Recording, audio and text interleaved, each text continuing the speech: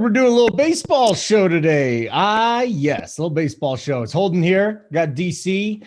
Yesterday was a good day. Things were going very well. We'll try and get it back going today. DC, Jackie Robinson Day, which is a pretty cool one.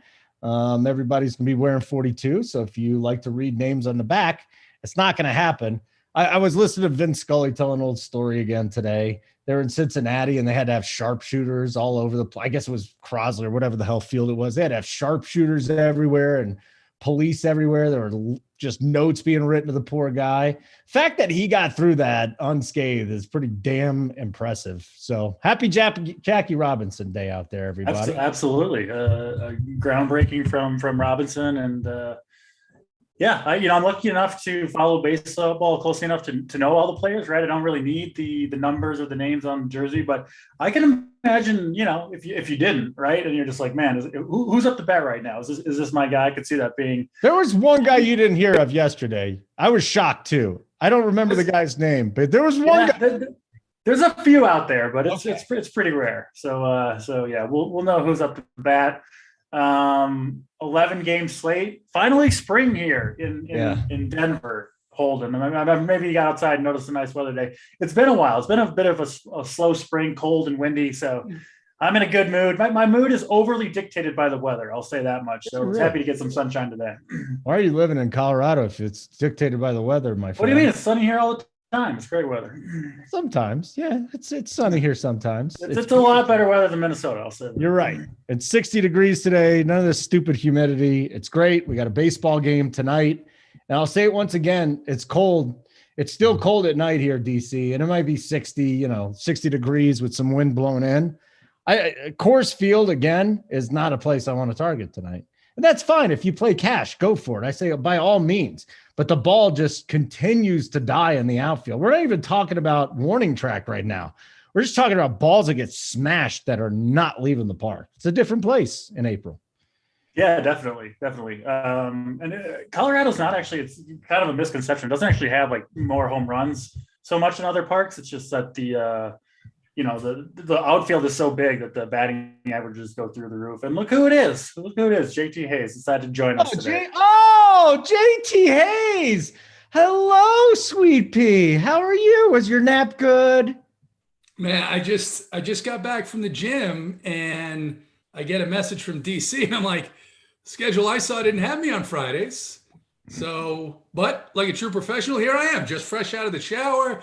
I rinsed my entire body with Dove for Men, and it's a great day. We got a great slate. It's also a sad day because on Sunday's show, Holden, if you remember, you made fun of me, like a word I won't use, because I said about Byron Buxton, who we all think is great, until the inevitable hamstring injury.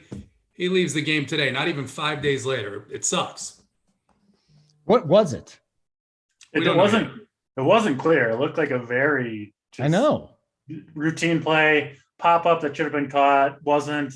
He accelerates between first and second base. He's just kind of running out the pop-up.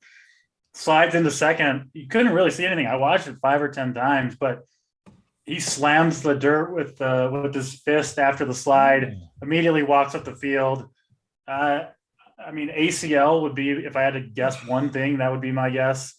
Because sometimes you can walk off those, right? Because he didn't really have a noticeable limp, which obviously was somewhat encouraging. But I saw on Twitter people could, lip reading and said that he said, I heard something pop, which could be obviously a knee or an Achilles, or if you hear something pop, it's not good. So really, really big bummer on Buxton. He was off to a phenomenal start and just can't stay healthy.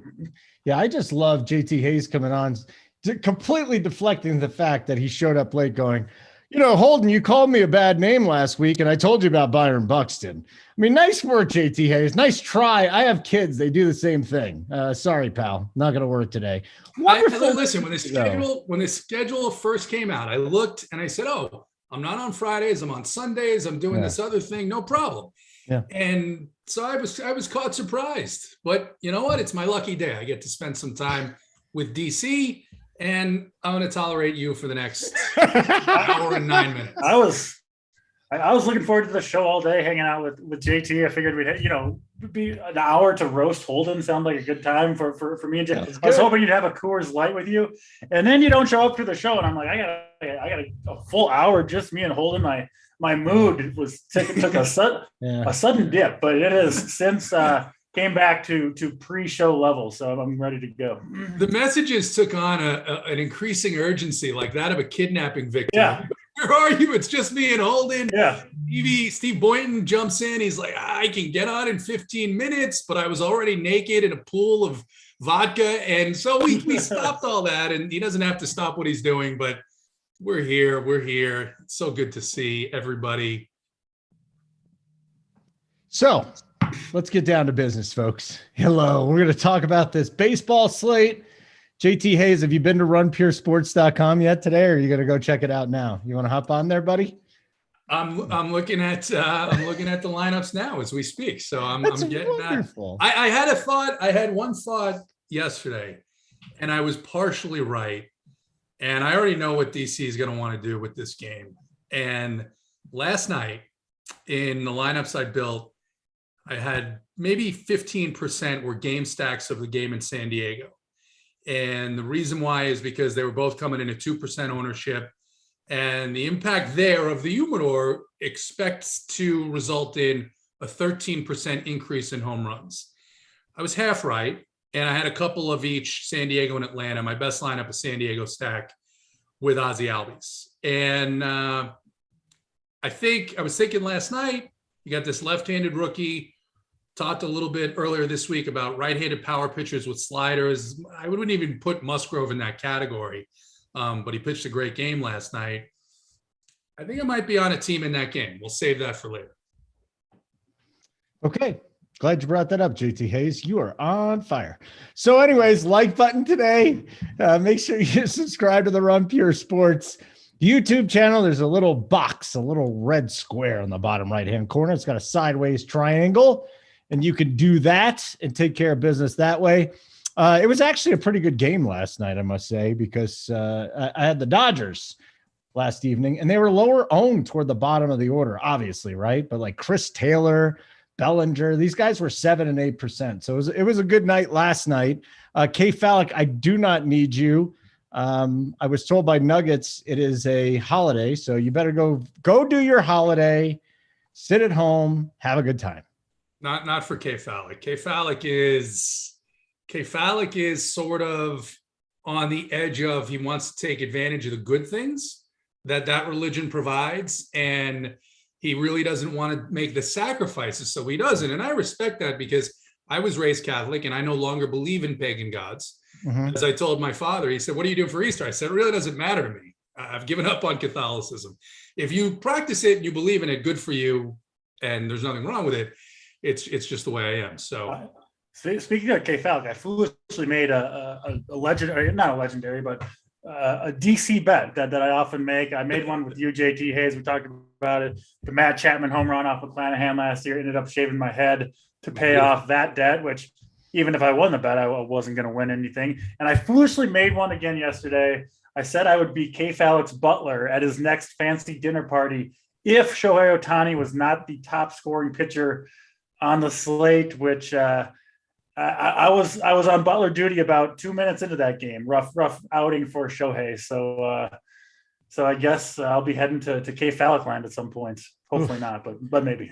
He just said Seder at his house at 5:30. So if you want to do something completely miserable and boring, I highly recommend you swing by K Fallick's house today. It sounds horrible, but Great yeah, time. that might be. Plus, you get to slaughter a lamb and throw its blood everywhere. It's a lot of fun.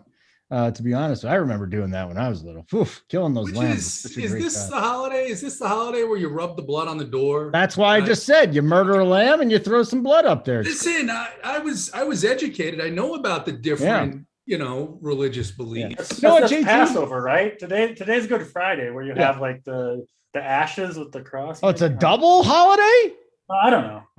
I think I might be it's mixing up the Passover as religions well, there though. too. I think it's both this weekend. We have Yeah. Good Friday Double holiday today, this weekend. Easter Sunday, Passover starts at sundown. So All right, wonderful. Well, my kid was in a parade where she had to be Australian and say shrimp on the Barbie. That was the highlight of my day. So let's get back into this here. We will start with this slate. It's a large one. We've been getting around 250 likes. Let's just go for 250. There's 240 right now. So that's wonderful. Subscribe to the channel, and we'll do our members never win once we get into this slate. But let's start here, Mr. DC, as you roll over to the pitching side. Can you just start with Carlos Rodon, please, and talk to me about what we're expecting out of this young man tonight, sitting at what, 10-1 on FanDuel, and then over on DraftKings as well. He is 9-8 there. Yeah. So Rodon last year was one of the bigger surprises of the season, right? Kind of came out of nowhere. Always a talented dude, but just had never stayed healthy, couldn't put it together, but was one of the very best pitchers in all of baseball last year. No question about it. Kind of a weird thing. Like the White Sox declined the qualifying offer with him, basically let him walk. They could have had him for like 16 million or something. Then San Francisco, who's one of the smartest organizations, signs him for 2 years, 44 million. The worry with him was the shoulder. Was it going to be able to hold up? Was he healthy? All that stuff. And that remains to be seen, but he looked just fantastic in his first start. Not only was he healthy, velocity up on all his pitches across the board, dominant, 12 strikeouts. I think that was against the Marlins. Against the Marlins in just 5 innings. Man, if he's going to be sitting 97, 98 like he was in that start, he's going to get a ton of strikeouts in almost every outing. It's just going to happen for him. I don't love the matchup here. Cleveland's been pesky. They've got a lot of guys who can put the ball in play. They've been one of the top offenses, kind of surprisingly, so far this year. And they've got some speed too. Carlos Rodon actually hasn't had a caught stealing against him in 3 years. Now, he was injured for most 2 of those years, but I think it's like 19 for 19 are base stealers against him. And Cleveland's got speed. Straw, Jose Ramirez, Oscar Mercado. So there is some danger here, and he is going to be heavily owned. I'm seeing 30 to 40% ownership on Rodon on a slate that I really, really like the pitching in general. I almost wish, sometimes you wish, ideally there's like 3 or 4 guys that you really feel strongly about. You can kind of mix and match. It's tough on this slate because I see 7 or 8 guys that I kind of want to play, Rodon among them. Expect good things here, but it will be reflected in the ownership. There are other places to go. He is expensive, and the matchup I think is tougher than most people realize. So, I'm playing the 150, the MME today. I don't always do that, or don't often do that, frankly. Didn't try it today, partly because there's so many pitchers I like. So Rodon will certainly be in my player pool, but probably kind of matching the field or maybe a little bit under on him. Okay. All right. Very good.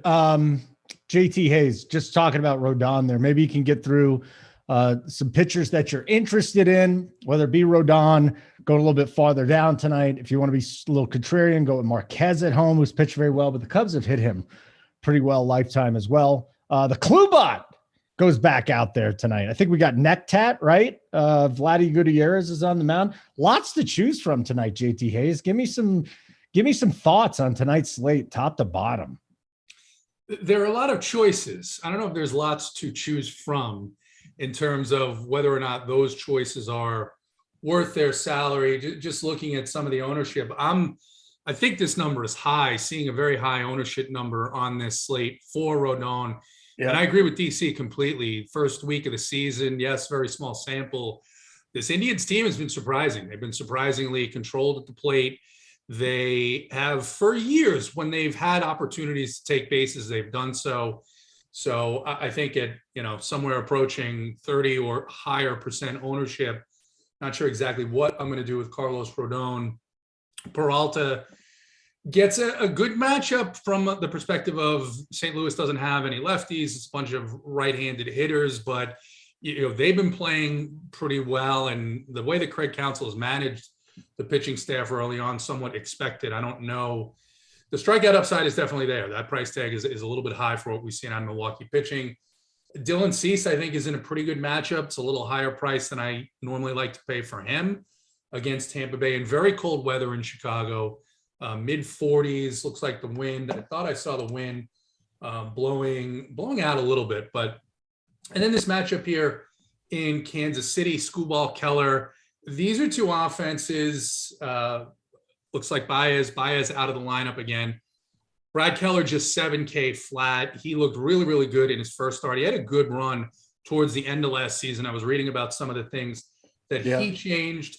Some swing and miss here. That's a nice price for him. Completely uninterested in the pitchers in Texas. And, Miles McCollum, he had some good games against Milwaukee. Milwaukee, very slow start to the season. You mentioned Marquez at 7-9. The history, not so much, I don't think, against these particular Cubs players, right? Because a lot of these guys are new to this team. And, it's decent there, but the wind is blowing in. And that's a place where, of all the pitchers that they've ever had in Colorado, he has probably pitched the best there. I think that for me, touching on Mackenzie Gore, I think this Braves team has some holes against right-handed pitching. I think more often than not, they're going to be very good against left-handed pitching. The price is right. I wish it was 4K, but it's still down there enough where if you wanted to go up to one of the higher priced offenses, maybe that's in play. And then I'm not going to touch Nectat. I probably am not going to touch Gonsolin either. Roberts, rightfully so. And this criticism of Roberts for the Clayton Kershaw pulling him out of the game, it sucks that he was throwing a perfect game, but that's the right thing to do, especially at this time of the season this year. And I don't expect a lot of these guys to have very long leashes. So there's some guys I like, but I think the pricing makes it interesting too here. I want to go through and see who we can expect maybe have a chance at the seventh inning, which is only going to be a couple of guys. Go ahead. I think in terms of roster build, I think it's wide open on this slate because I do think there are good pitching options at the top end and at the bottom end. And, even in terms of the price range, I don't mind, going two cheap pitchers and loading up the bats if you want to, right? You got Toronto in a great spot. The Angels, I think, are a fun team that has some expensive guys. So there are big bats to spend on. Just touching briefly on a few of those guys that JT mentioned and maybe a couple that he didn't. Peralta, really great strikeout stuff, right? And St. Louis, very right-handed heavy, where Peralta, I think he's got like a 37% strikeout rate against righties. They let him go 88 pitches in that first outing. So he's basically a full go at this point at home. I do like Peralta. I think it's close for me between him and Rodon. I do think Rodon will be higher owned. So if you want to, have that be the tiebreaker, I think that's fine. Marquez, I think is really interesting tonight. You should get him below 10% ownership. Looked really, really good that first outing against the Dodgers. That was also in Coors Field. It was colder that day, but it's not going to be particularly warm tonight, as you mentioned, Holden. And Marquez, we've seen it from him in the past where I think it was back in 2019. I know that's a long time ago now, but he had a second half for the ages, and it didn't matter where he pitched. At home, on the road at Coors Field, he was dominant, start after start after start. His velocity was at an all-time high on opening day. On opening day. Again, you can't say for sure if that's going to continue, but if it does, he will be a better pitcher and looked fantastic. The numbers all back it up from that start against the Dodgers. Now he gets this Cubs team, who I know have been hitting pretty well in general, but it's not an offense to fear, right? Obviously, Coors Field's not ideal, but I do think Marquez has a chance to have a really nice outing here.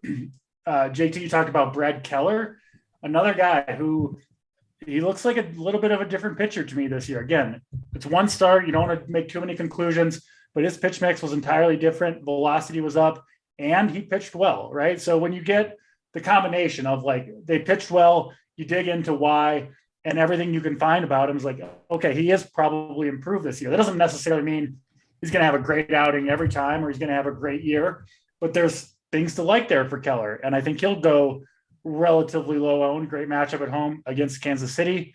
Mackenzie Gore, I think, deserves to be talked about. Former number one pitching prospect in baseball. Again, this was 2 or 3 years ago. I think he might have been a top 10 overall pick. I'm pretty sure on Mackenzie Gore. Completely lost it last year, right? Where he couldn't find the strike zone, just lost it which can happen sometimes. But the talent has never been in question. And this spring, he was lights out.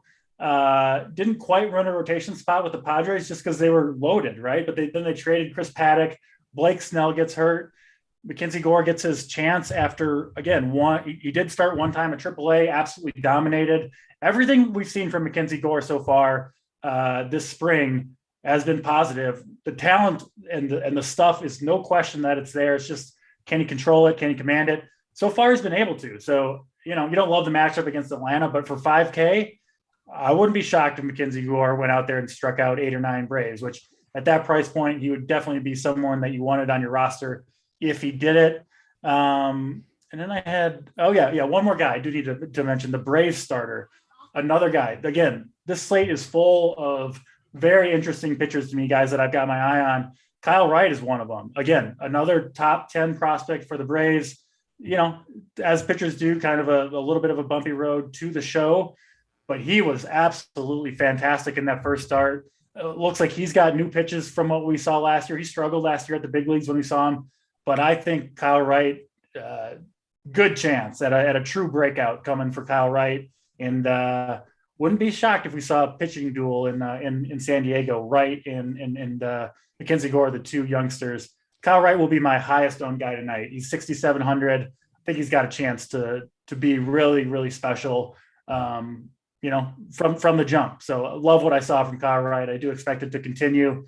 And there's just fun pitchers all over the pricing spectrum. So really, really fun slate from a pitching perspective. Yeah, you don't have to pay up tonight if you really don't want to. Marquez is my guy, sitting there at 7,900. I love that Kyle Wright call. Who's better though? Jarrett Wright of the Indians 20-something years ago, or Kyle Wright of the Braves today? Who's the better? I got to go with my guy, Kyle Wright. All right, Kyle Wright it is. JT Hayes, you're old. You remember those Jarrett Wright, don't you? Yeah, Jarrett Wright was definitely a much more hyped prospect than Kyle Wright. I will say on the Kyle Wright call, I was at the game that he pitched, the first game he pitched against the Reds, and he might have gotten through 6. He might have even gotten into the 7th inning, DC, because he was, I think, as Mackenzie Gore was, or one of these six solid innings, 76 pitches, but like they might have just taken him out because he went 6 innings, right? But 6 is a lot for the first start. That's what I'm saying. Like almost nobody's going longer than 6, especially a rookie. So 76 pitches, he should be relatively fresh still. And I wouldn't be shocked if he pushed 90 plus pitches if he's pitching well. Yep. All right, definitely. Let's get these likes up. 250 is the one we're going for, is the number we're going for. And also want to let you know that, did you know that members never win? It really, really sucks. But it seems like members are always winning. I had a profitable night last night. I think it was because I worked with Mangone in DC. There's no question about that. But members never win. Maycox, 30K in NASCAR. Sea Lions or Clions, he got 100K in the NBA. C Jacobs, 100K in the PGA. Club Cam Cole, he won 200K in the PGA, and the man won $1 million in the NBA. Our boy JSU took down 100K in Major League Baseball. The number 3 tournament player in the world. It's absolutely magnificent what JSU has been able to do. So that's the first thing. I heard we got a new promo code too. Did you hear about this, guys? With the USFL starting up tomorrow. Yeah, I'm actually excited. Have you seen the Philly mascot? It's just a blob. It's pretty gross. USFL 36 gets you 36% off your first payment with a subscription to Run Pure Sports. You don't get SaberSim, but you get the core plays, you get the playbook, you get everything else that you need. 36% off your first payment with USFL 36. I'll put it in the chat if I remember. Okay, guys, let's, is Kyle Wright still in play at 8K? That was a question we had in the chat, DC. Absolutely. Yep. Yeah. 8K on FanDuel. Yes. Absolutely. DC says, DC, let's start with you then. Catcher today. Again, it goes back to, do you like the catcher in your stack? Do you want to pay down? Is it an odd night and you're going to pay up for a one-off on a catcher? What's the deal here? Yeah, I do think the high-priced catchers all look pretty good to me, and there doesn't seem to be many of the low-priced guys that I'm super interested in. So I do think you can definitely play a catcher as a one-off. Obviously, the preference is to get him in your stack if you can, but I think it's okay to go, off the grid a little bit with your catcher in terms of not playing it with the stack tonight, because Sal Perez, I mean, he's got to be number one, right? Coming off that monster season, the power has already showed up this year. Gets Tarek Skubal, the lefty who gives up more barrels to right-handed hitters than any pitcher in baseball last year. So yeah, Salvador Perez, pretty clear number one for me. But Grandal, Wilson Contreras.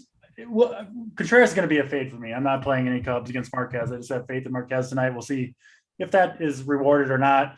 And then Mitch Garver, I think, is a really good option against a young lefty and Reed Detmers, who does have talent, but advantage Garver hitting third for Texas tonight. Will Smith would round it out for me, that kind of top tier coming off a big night. You know what to expect from Will Smith, just a really, really good hitter. I like the Dodgers a ton against Vladimir Gutierrez, and certainly would want to include Will Smith in that stack. So top end looks good. Cheaper guys, again, I don't really see much that I like. So maybe JT has some cheaper catchers, but for me, I'm going to be spending up at this position for the most part. JT Hayes, give me some winners.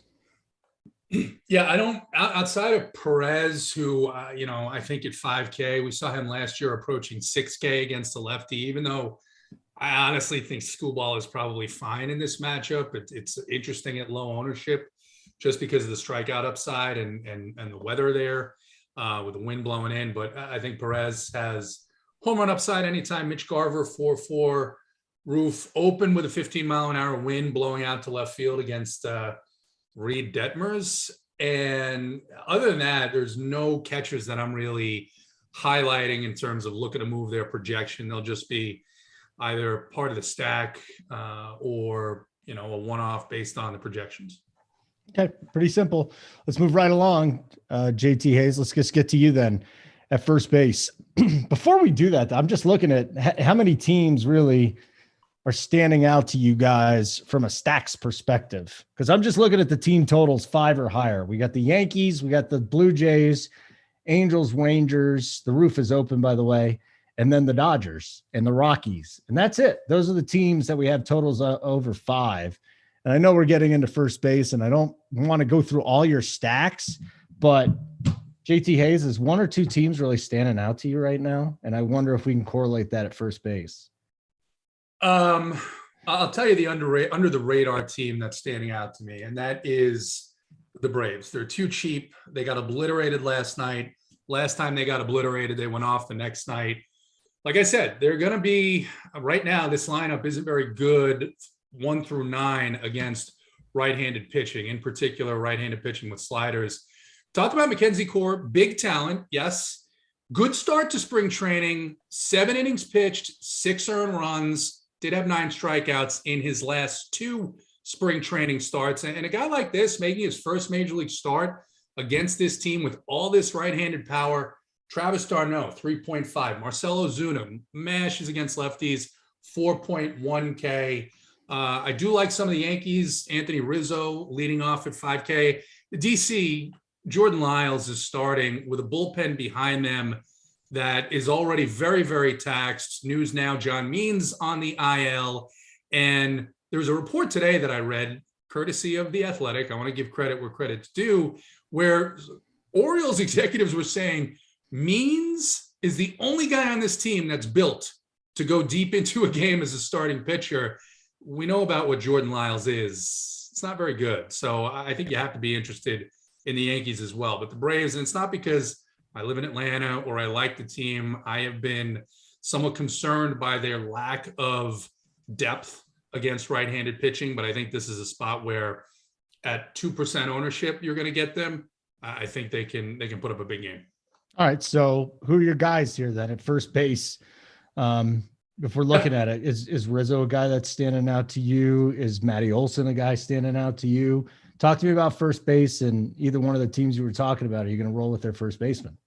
Yeah, Rizzo is standing out to me. Olson has, I think, the second or third highest WOBA against left-handed pitching of all left-handed hitters in baseball. So definitely would not shy away. He probably will be much lower than any other Brave who are already going to be low. Jordan Montgomery, I think his price is a little bit too high here. I think you can look at Ryan Mountcastle at 4.3K in that matchup with a pretty hefty wind blowing out to left field.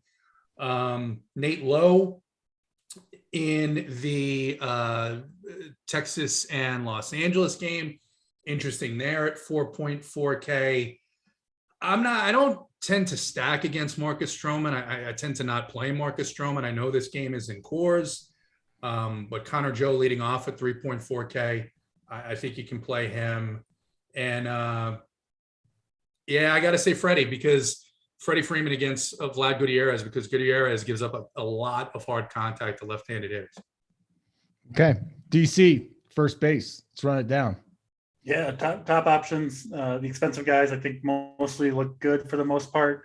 Vladimir Guerrero leads the way for me. I mean, what just an absolute beast. That game against Garrett Cole and the Yankees a couple nights ago. Just incredible stuff from Guerrero. He's a guy I think you just want to get kind of as much exposure to him as you can throughout the year, right? Like, is there any question he's going to end the year hitting like 320 with 50 home runs? So anytime you can get him in your lineup, do so. So he's top guy for me. Freeman, results haven't been great, but he looks like his normal self at the plate. I think he'll obviously have a big year at the Dodgers. I like the Dodgers a ton against Gutierrez, who I don't think is any good. Anthony Rizzo, JT Hayes mentioned Jordan Lyles is bad. And then Baltimore just has nothing in the bullpen either. Rizzo on fire to start the year, gets the short porch in right field in Baltimore, good hitting weather. I think you could make a case for Rizzo being, number one or close to it anyway, once you factor in salary.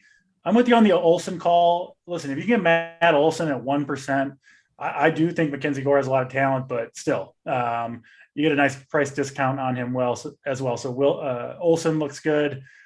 I'm fading Coors Field tonight. Again, I'm on Marquez. And then Stroman, I'm with you, JT. I just don't really target against him. Too many ground balls.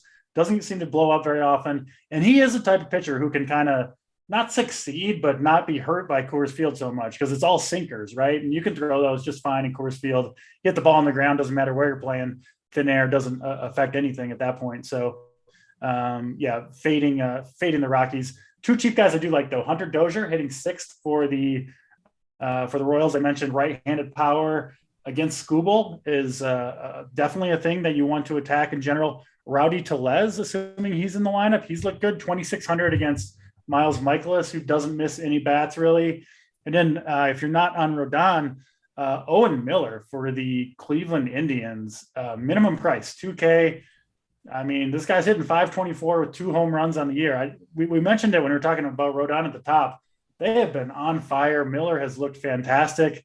I don't know if it's necessarily going to continue, but he's 2K, red hot, unowned, and gives you leverage against the most popular pitcher we think in the field. So I think you got to consider Owen Miller if you're not on Carlos Rodon.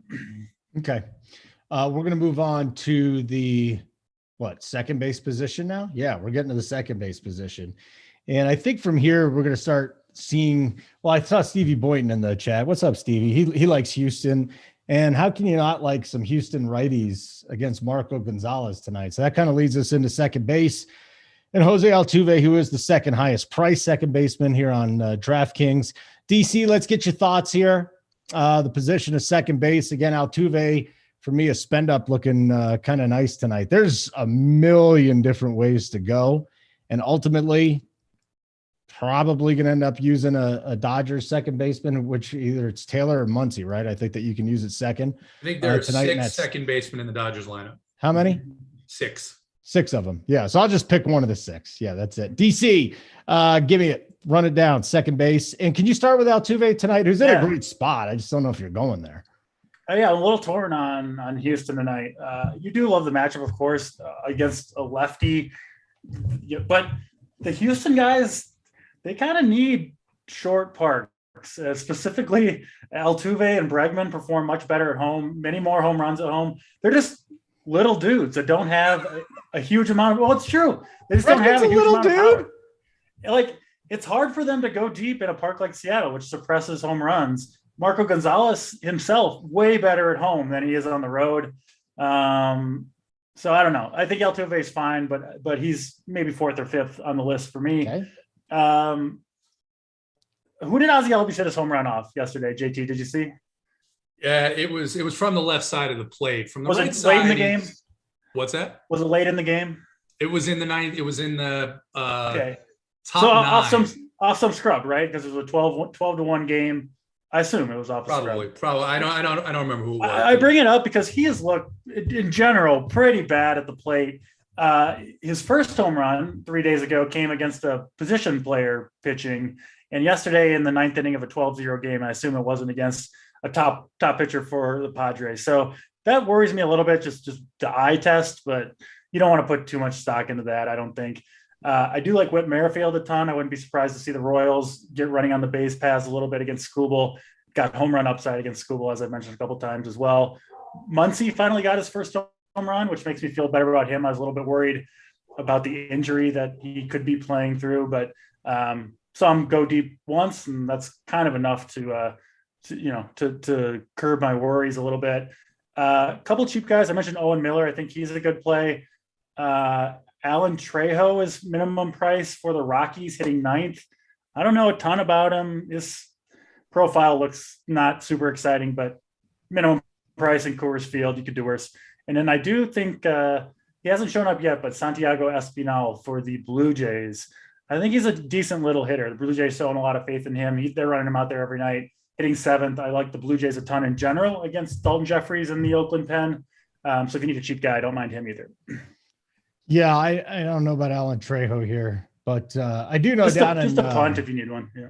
He actually hit like 15, 17 home runs. That's what I'm saying. He doesn't look that bad. He's got a little bit of pop. He's in Coors Field. Yeah, he hit you double-digit home runs over the full course of the season. JT Hayes. Hello, JT Hayes. Second base. What are we doing here? Mr. Second base. Yeah. Well, you started off asking about Altuve, and this is, we were watching games last week when we targeted some of these teams where it was 40 degrees at night and the ball just wasn't carrying. And that's going to be the case in Seattle today. So I think Houston's fine. You want to include one stack in your lineups. Maybe they can go off, but this, Seattle team, the bullpen's supposed to be a little bit better. So I probably won't have much Houston, if any at all.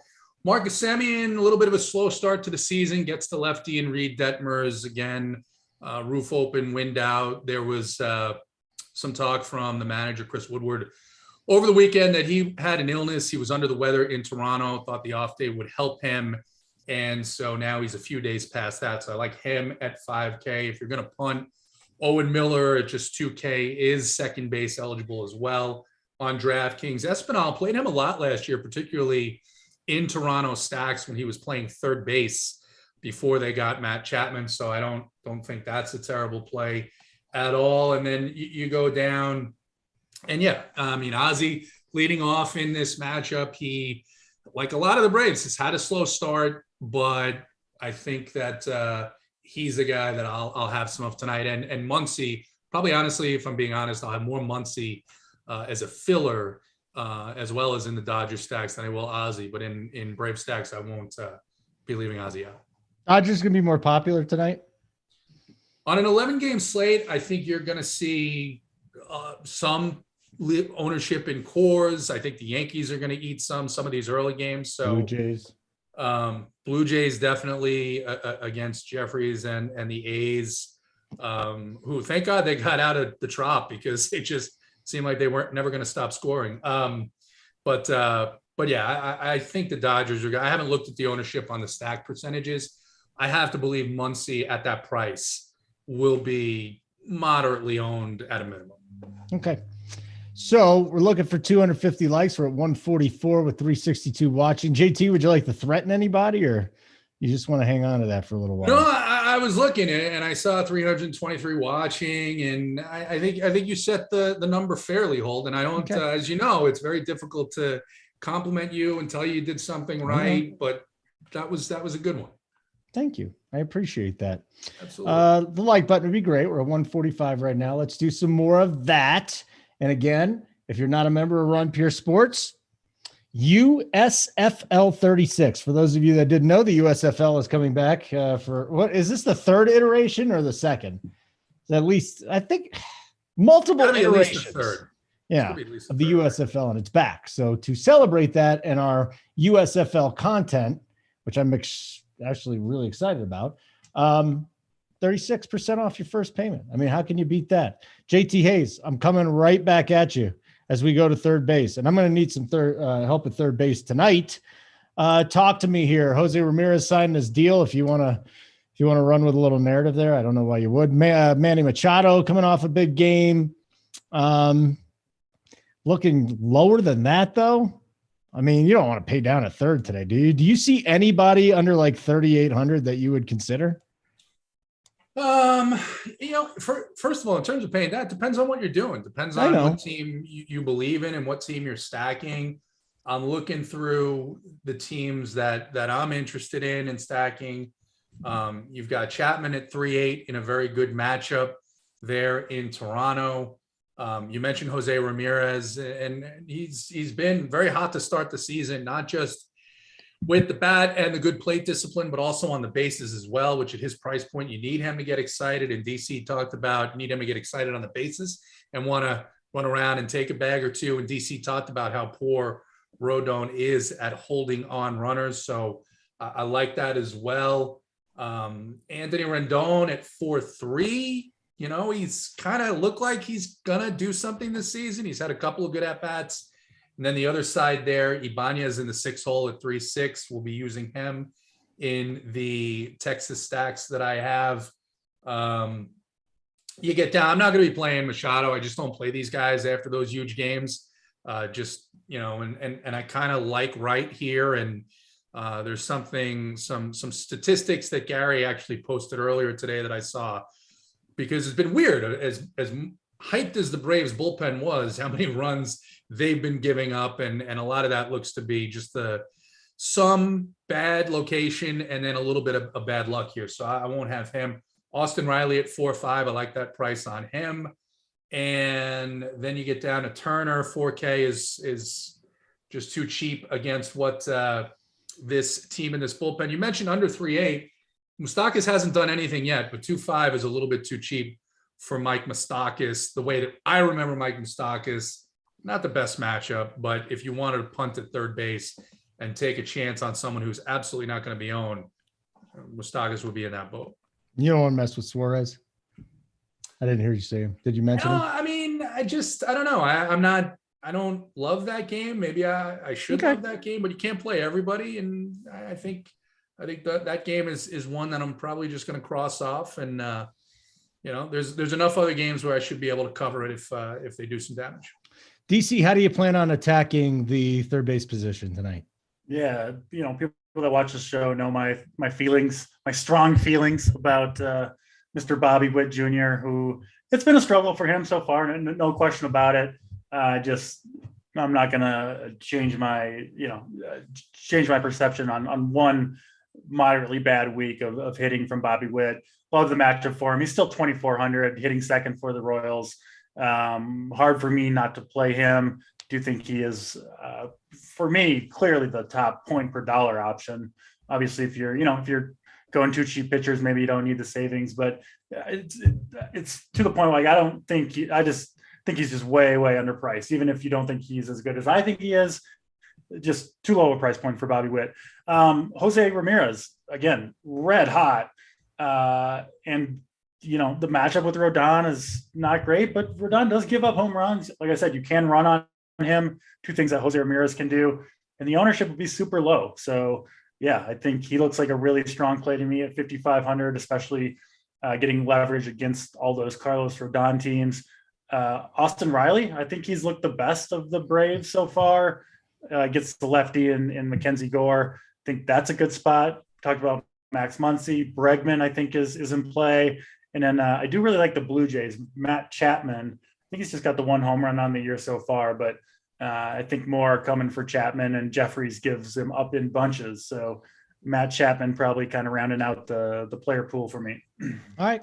Get to shortstop here in just a second. We're looking for 250 likes. Ever since JT Hayes threatened you. You've decided to not do anything. So maybe we just need some love instead of hate, JT Hayes. Maybe I didn't threaten anyone. Maybe that's the issue. Oh, that's why you didn't then. I thought it was a threat. Everything you say seems like a threat, JT.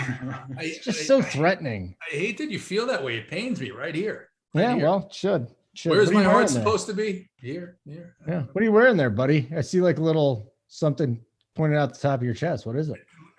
So literally, this is the truth. And I see that people are talking. Some of our coordinators are talking in one of the chats about which schedules which.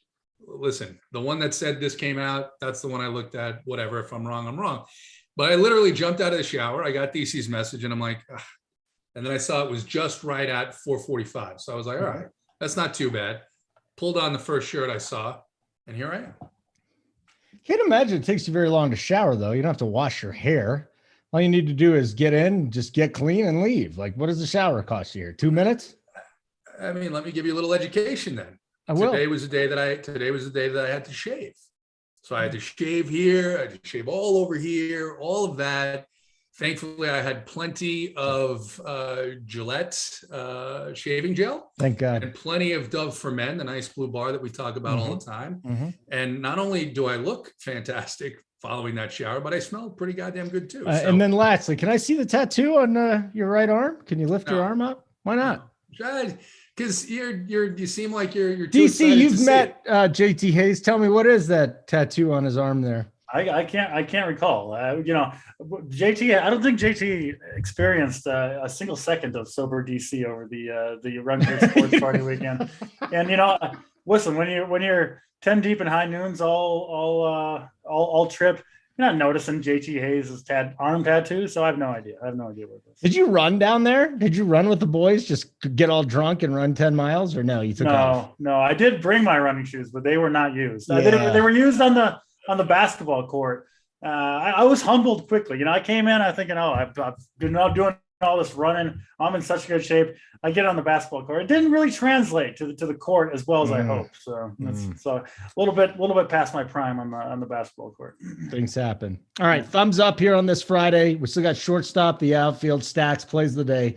Tons of stuff coming to you. I'll remind you again, 36% off your first payment on a monthly plan when you sign up right now using the code USFL36. USFL is back. 36% off your first month of a monthly plan. JT Hayes, I'm coming right back at you here. Shortstop. Up top, Trey Turner, total stud. Come on. I'll let you do it. Is Baez not in the lineup tonight, is he? Javi Baez? Thought he was out. Huh? He's not in the lineup. He is out, isn't he? So we can just skip past him right now. How you want to attack this, JT Hayes? Is this a spend up spot? Obviously, in your stack, you're going to throw somebody in there, but Trey Turner is my guy just because I'm playing the Dodgers. So talk to me. Yeah, it's pretty much shortstop looks to me like a spend up spot here with Bichette and Seager and Trey Turner. Some of these other players are guys that, yes, I'll have in stacks, but I don't see a whole lot else that are players that I'm going to look to actively force into my lineups outside of those three. For an 11-game slate, what normally is a strong position, not so today. Like Trey Turner's a top option, and I think a pretty significant drop off from there. Right, Corey Seager looks fine if you like Texas.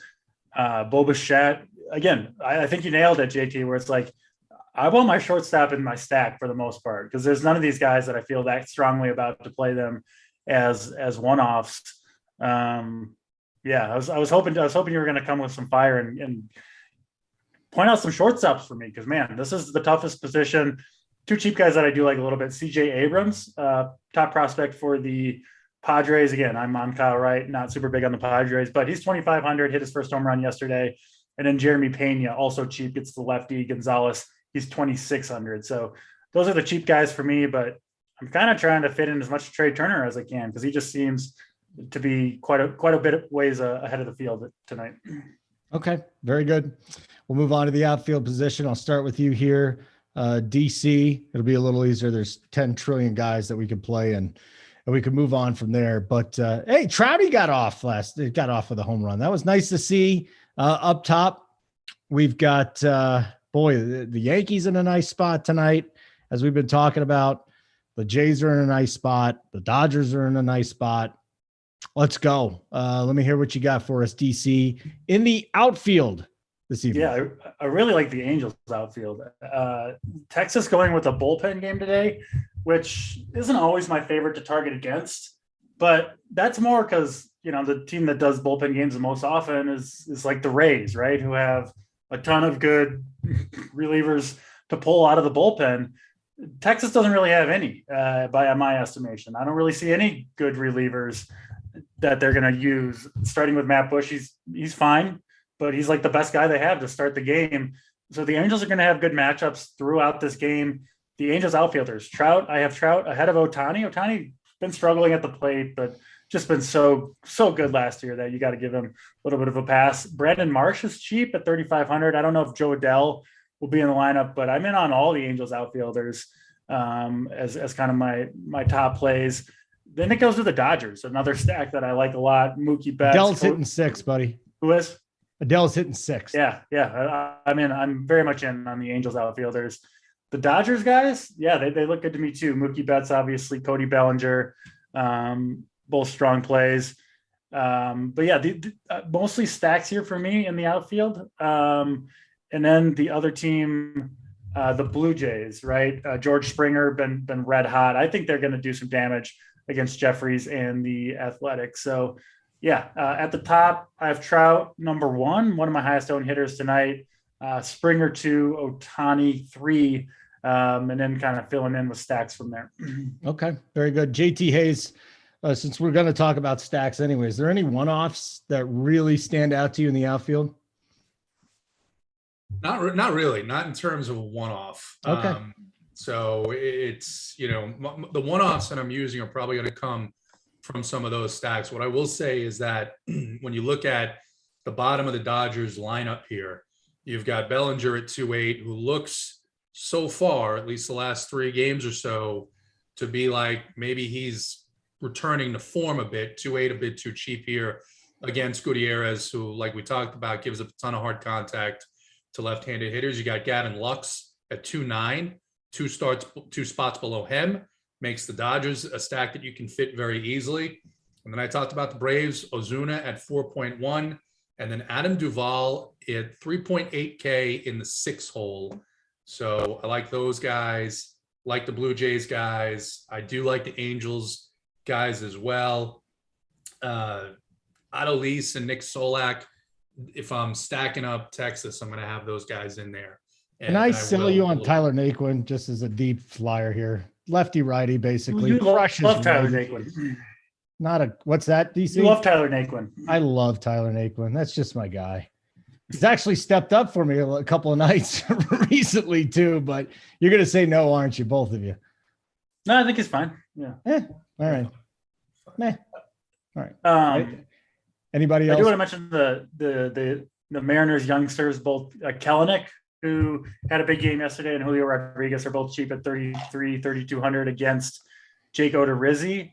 And then the Indians guys, again, I do like Rodon. I expect him to pitch well, but the Indians have a couple guys. Miles Straw, who is running wild on the base paths. That's the number one thing I want against Rodon. I think he's got 3 or 4 steals already. And then Oscar Mercado, who's 2,600, hitting 8th. But he's a speed guy as well, but added power this year, apparently. Already 3 home runs on the year. And again, super cheap, unowned, and leverage against what we think may be the most popular pitcher on the slate. So I'll have kind of an uncomfortable amount of Indians in my 150 tonight. An uncomfortable amount. Anything else you'd like to add here in the outfield, JT Hayes? Let me add on to that point, because Progressive Field is the 4th listed park in terms of parks that could benefit from the humidor based on the expected percentage of home runs. We've seen so far Tampa Bay seems to have benefited with that series against the A's. Petco, I think 13, 14 runs last night. Small sample, very small samples. But it's interesting because if you stack the Cleveland Indians, if Rodon is coming in at 40% ownership. You're going to get them at 3 to 5. Yep. Which in the tournaments tonight, it's kind of what you want. And it's, it's not just the ownership. You can make the case. It's the power speed combination that these guys seem to have against Rodon. Could easily end up working out. Yep. CJ Abrams is playing outfield tonight, huh? Impressive. Okay, cool. So you got a rookie in Gore and rookie in Abrams that they're going to roll out there in the outfield tonight. So defense could be an issue. Okay. Time to threaten people, JT Hayes. Just do it. I don't even care what you threaten them for. Just do it. What are we at? Oh, what's the number on the likes? It's brutal today. It's Friday. Listen, normally this Friday, the crowds are a little lighter. People are doing other stuff, but still going to end up, well over 1,000 views, 181 on the likes. I think you need to get mean. You got to get to 200. There's no shot that I will consider giving out a play if the likes are under 200. 200, just 19 more of you. Just click the button. You're watching the show. I'm not normally one to harp on the likes, but do us a favor. Hit the like button. Get us to 200. We want to give out the plays of the day today. We don't want to save that just for the Discord people. Come on now. But this isn't a transactional relationship, but it's a partnership. And yes, I came right from the shower. DC was here all day waiting to get on the show. Sure. Holden woke up in a haze, but he's here. And listen, that's all we're asking. I went to a parade today. What are you talking about? Woke up in a haze. I went to a parade, bro. We had a good day today. What was the parade for? No comment. My daughter had to pick a country, so she picked Australia and said furry parade. Had a boomerang. Furry parade through downtown Denver. She's like, "You work with that JT Hayes again? Get him off the show." It's like, "No, we need JT Hayes. Everybody over at the shop likes JT Hayes." You know what? They got us over 200 like that, JT. You're just so scary. And I bet you're just a big teddy bear in person too. I'd snuggle with you, JT. DC knows how I'm just a big fun guy. Yeah, just a big fun guy. So I personally think the stacks are more valuable than the plays of the day. Personally. So let's go to the plays of the day, JT, and then we'll go to the stacks. All right. Because all we're giving them here is one play. We're not giving them a whole team to go for. So Eiffel Tower, right? Eiffel Tower, play of the day. Simon, let's do a whole shabingus here with these beautiful graphics. What is it, JT Hayes? Who is it? Who is your play of the day today? Yeah, 11-game slate. And, I think there's a lot of overreaction to the first week in the season. Depends on the matchup, depends on the situation. And it's a great matchup for Adam Duvall. He's going to get back on the horse. He's going to start a hot streak here. Love this matchup at very low ownership against the rookie and the Padres bullpen. Okay, very good. Mom's Basement play of the day, DC. I'm giving out three. I'm feeling optimistic. The people got us to 200. It's Friday afternoon, and I got three winners for us. Kyle Wright is your top scoring pitcher on the night. Not just point per dollar wise, but he delivers in all formats. Kyle Wright against the Padres. I think you'll get him under 10% owned, and going to throw a gem against the Padres in San Diego. Two rookies that I've been on early that have let me down. Both get their first home run tonight. One, Julio Rodriguez for the Mariners, first home game, I believe, for him. Friday night, crowd backing him. He's hitting to some bad luck, and the umpires have just been screwing him over right and left with the strike zone. But I think he gets one tonight, as does Bobby Witt Jr. in Kansas City, 2,400 third baseman. Yeah. So there's three of them. Witt Jr., Julio Rodriguez, Kyle Wright. There's your winners. Bobby Witt Jr. made the worst base running thing ever last night. It was just brutal. Get it together, Bobby Witt. I'll give you. Hey, listen, I'm 3 for 3 on my plays. They're doing pretty well. Herman Marquez tonight, guys. It's very easy. I like it. Great pitcher, ground ball pitcher. I'll get you 6 or 7 Ks tonight. It's in Coors. No one's going to want to play him. JT Hayes, are you doing a podcast? Yeah, we're doing a weekly podcast, the Sweet Spot Pod. We're talking about mostly baseball, talking about trends that we're seeing, matchups that are coming up, news of the day, even if it's in another sport.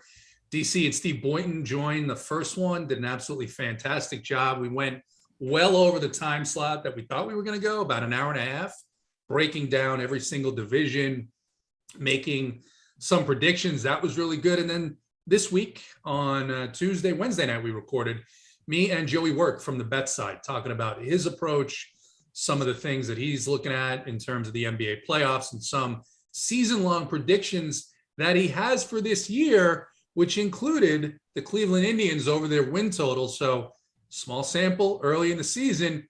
Man looks like an absolute genius so far with the way that the Indians have started off. So that's your podcast. How often does it come out? We're going to do it weekly. We'll have a rotating set of guests. Hopefully get everybody in there once a month, once every 6 weeks. So don't call me. Well, I mean, I've listen. got no time for that. I've got no time for that nonsense. I wasn't going to say you weren't on the list. That's fine, but you said you were going to do it. I was just preemptively saying, don't fucking bother me, okay? All right. So got enough stuff than taping baseball chat. Simon, get him out of here. Did you wake up? Do you wake up early in the morning and tape it, or you at least do it at night? Listen, I'm not going to divulge. Why are you playing hard to get on this? It's not information you need to know. You're never okay. Fine. You don't want to be on. Fine. Don't fucking worry about it. I'm not fucking worried about it. DC, were you on the show? You're not on the show yet, were you? Yeah, I just. He said you and Stevie.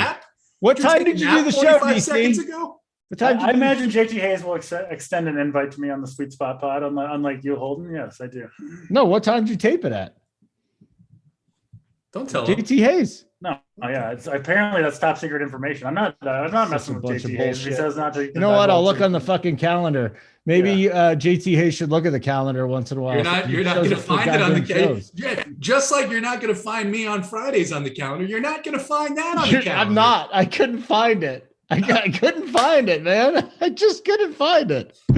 Oh, it's time for stacks. Before we do that, I'm going to give you another read. And you're still 33 shy of our goal, but that's fine. Whatever. It's Friday. 36% off your first monthly payment. If you are not a subscriber to Run Pure Sports, what are you doing? What are you doing? You're not getting JT Hayes' amazing podcast. Is it free? I mean, you're already getting JT Hayes' amazing podcast for free. Why would you not just triple down and see if you could find his Coors or his playbook? I mean, it's just you don't do the playbook, but there's Coors, definitely.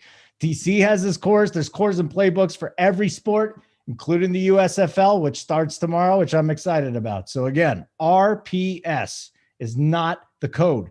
USFL 36 is the code. 36% off your first month's payment. DC, favorite stack or stack? Yeah, I got 3 of them, and then one sneaky one. Dodgers are my favorite. I've got them number 1, Blue Jays 2, and Angels 3. Also like the Yankees a little bit. But the sneaky one, if you've been watching the show, maybe no surprise, but the Guardians, I think, could potentially do some damage against Carlos Rodon. It's a tall task to get. Again, I like Rodon as a pitcher a ton. I'll have exposure to him tonight, but super low owned, cheap for the most part, power and speed. And, if it works out, you'll be sitting real pretty with your low and Indian stack. JT Hayes? Yeah, I like the Dodgers as well. On board with the Angels. Gotta like the Yankees against Jordan Lyles and the Baltimore Oriole bullpen, what is left of it or what there is of it. And then the Atlanta Braves. You stack up the Atlanta Braves with the Cleveland Indians, and that goes off. You're winning a lot of money tonight. Love it. Absolutely love it. Well, bang the like button on the way out. That would make us very happy. If you are a subscriber, get over into the Discord and you'll find out that we have a premium NBA show coming up tonight. We got some play-in games. We got no Paul George.